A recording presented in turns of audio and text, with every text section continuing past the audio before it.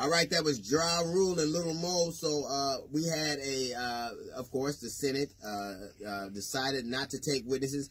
There have been 3 impeachments in the history of the United States for presidents, and this is the first time that the Senate ever decided not to have witnesses. And they decided not to have witnesses because their case was eroding. The argument that they were making before, oh, he didn't do it, or the reasons he did it, it went from all of that to we don't care.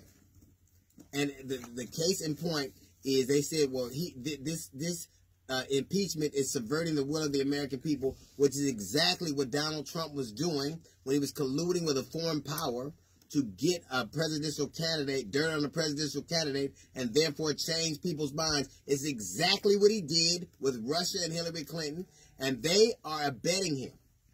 Here's the bottom line. What they're hoping is that this is over with and most Americans go back to what they were doing before, not paying attention. Look at what Donald Trump has done and will do to keep power.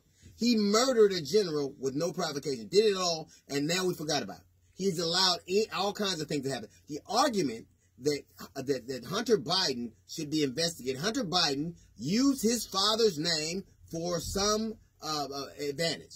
Just like every Trump, just like every Clinton, just like every Kennedy. So if we're going to start calling out the children of people who use their father's or mother's name for an advantage, then all of them should go.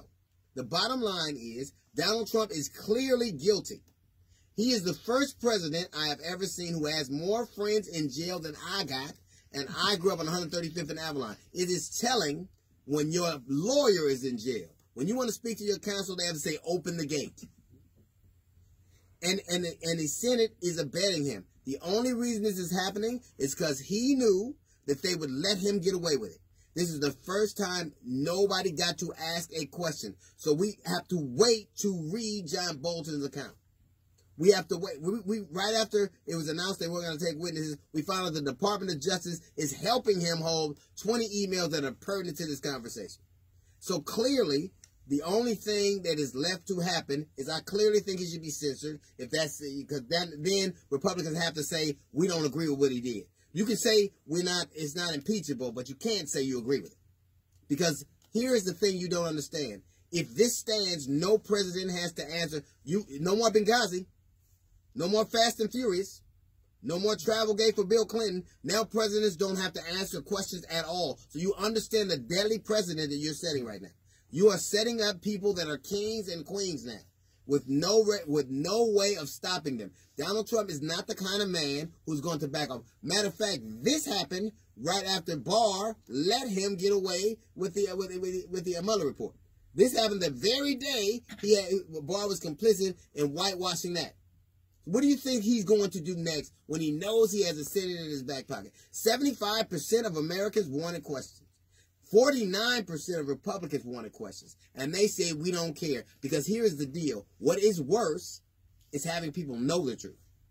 Guessing is bad, but knowing the truth would end them all. And the bottom line is evil doesn't get done because good people do it. Evil gets done because good people look the other way. And if Americans allow this to stand, it is an indictment of who we are and who this nation has always been. That's a little note from the GED section. We got the Jazz Report coming up in 15 minutes. It's the D.L. Hughley Show.